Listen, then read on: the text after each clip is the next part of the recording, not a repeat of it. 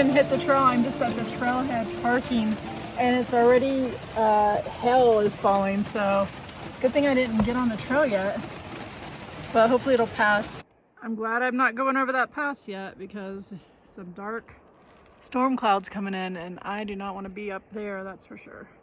Trying to pack up my shit, but it's freaking heavy, and I get greedy with the fresh fruits and vegetables because I'm vegan, and that's all I crave when I come on the trail is these freaking. So I'm trying to go back in. I'm gonna pull out my bear canister and reassess it because this is too heavy. That's trash, and then this is what I'm carrying, and I'm trying to figure that out. I'm still here at the parking lot. It's raining and thundering, and I'm just thankful that I did not go over that pass yet, that I was still dealing with all my crap, but I'm about ready, so whenever it clears, I'll head out. Woo, it's cold.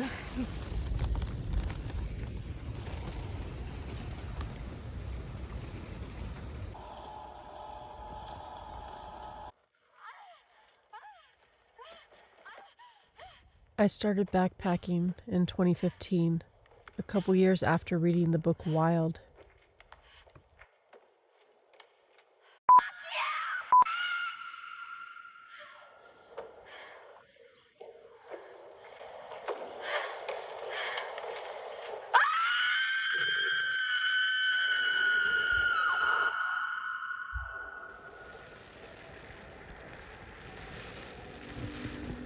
I remember how scared I used to be to even walk on the paved trails in Yosemite. I carried a knife on my hip, afraid of bears and being abducted by aliens. People go missing in these mountains all the time, though, and my fellow PCT hikers have told me strange stories. My first backpacking hike that I ever went on is the John Muir Trail, over 200 miles. I bit off a little bit more than I could chew. Honestly, life's great. I mean, I'm watching a movie on my phone. I've got a mountain view out my window here of my bedroom. So this kind of stuff, just little things that make me happy. And it's raining, and it's always nice to be inside in bed on a rainy day. See the blue skies coming.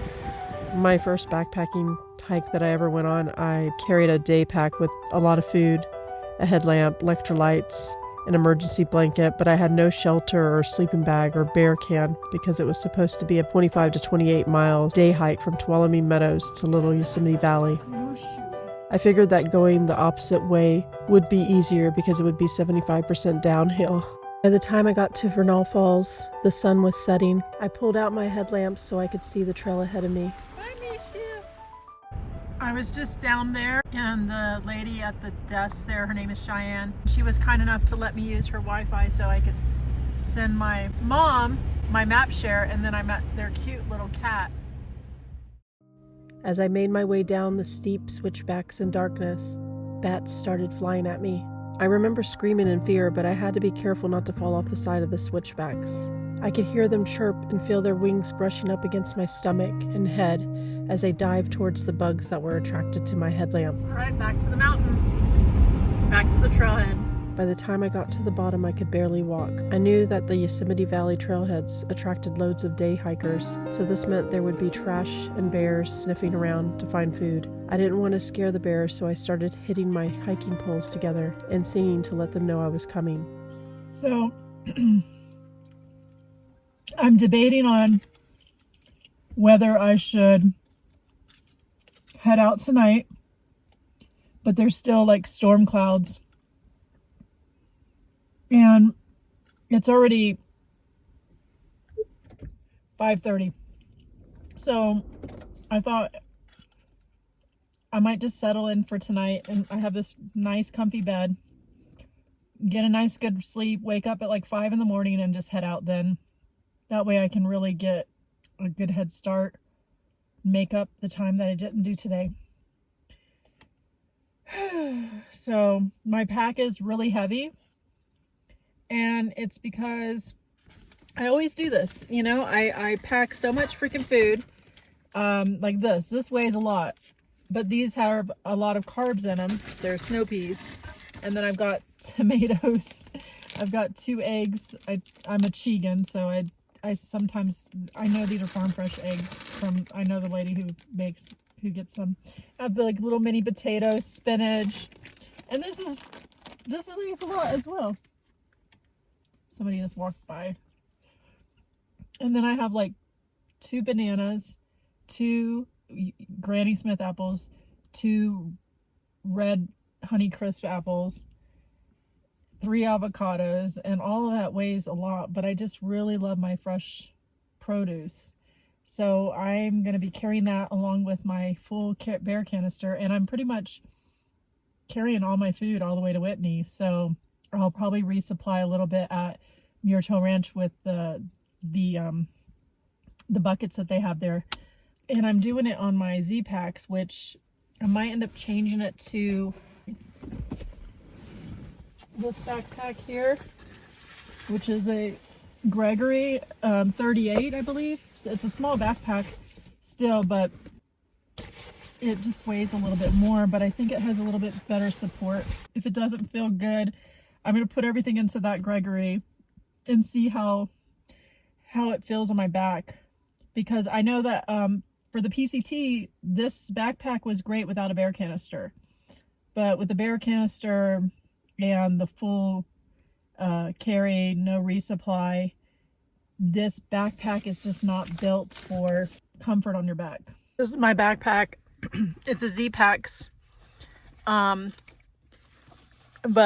good thing I already have a trail name, because they probably would call me freaking produce or something, because I have like all this fruit and vegetables. I forgot to mention, I do have an orange and a grapefruit in there as well. Yeah, I will not be hiking out tonight. It's getting dark, but it looks darker in here than it really is. I'm gonna go do one last pee before I go to bed, because I don't like to go out, especially in the wilderness. So when I'm in my tent, I'm definitely not going to be going out of my tent in the middle of the night. That's something I'm still kind of freaked out about. So I've made this little cup here, and I cut off the top basically of a really lightweight water bottle. So I'm going to use this to pee in. Guys, it's so much easier. They just have like a Gatorade bottle. They do that on the trail. So women, if you probably already do this, Ziploc bag, like this really big one. So, or one of these, I don't know, or maybe you have some other kind of thing. My bag's already packed. I am going with the Z-Packs. I put it on.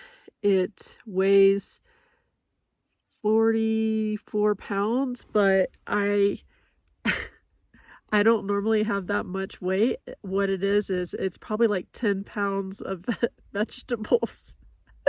But I really crave like vegetables. You know, it's kind of hard to see me. So I wrote texts to my family members, and just, you know, I just feel a little bit kind of like sad for some reason, thinking like last words to say to them, I guess, in a way, because, you know, going out there, you just never know what could happen. And so I just felt like sending them some messages. And, you know, this journey that I'm going on is, there's been a lot of things that has happened in my life that I am healing from, and also learning from, and also unlearning from. And sometimes, like John Muir says, you know, sometimes going out is really going in. Anyway, I'm gonna stop because it's getting dark and I gotta go pee. But I'm sorry this rant was long, but I don't know, I felt like talking about things. Like I said, my kids, they're all grown and out of the house, and now I'm on my own, and so like I've never been on my own. It's different and it's exciting, and it's like, what do I do? But it's also, it's a different feeling, you know? It's like, it makes you really enjoy being. It's starting to rain. Crap. I gotta go pee. I'm just trying to break those cycles that my dad, I grew up in that dysfunction, you know, and he, I'm sure, had the same dysfunction or worse. And I know he was doing probably better than what his parents did. And, you know, I thought that I'm doing better than what my parents did. And I am, and he was. And now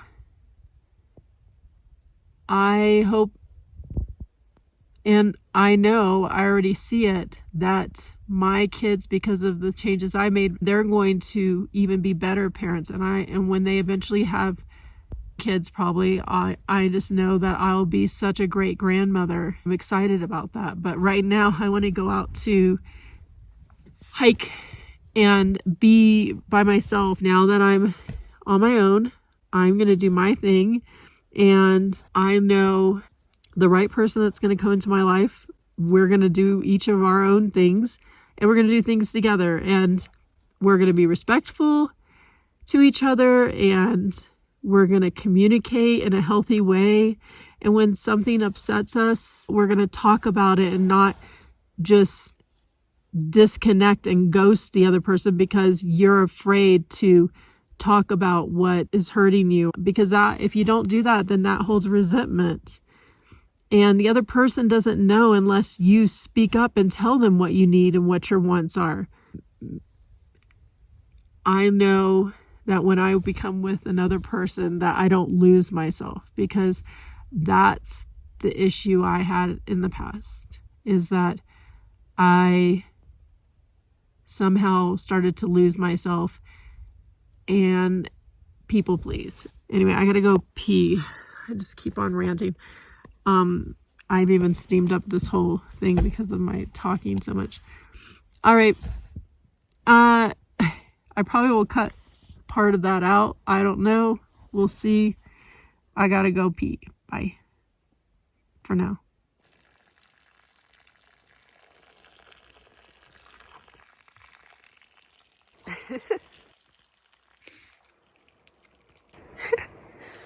Look at this view. I'm hiding over behind some cars. Walking back to my car and my comfy bed for the night. Look at this beautiful view. See the storm clouds? That's why I didn't hike. They're still going on, still raining a little bit. I can hear the water falls. Oh, shoot, I hit my head. Trying to jump into the mosquitoes are coming after me. I'm gonna go to bed. Okay, good night. Anyhow, I'm still scared of bears and aliens. Where's my key?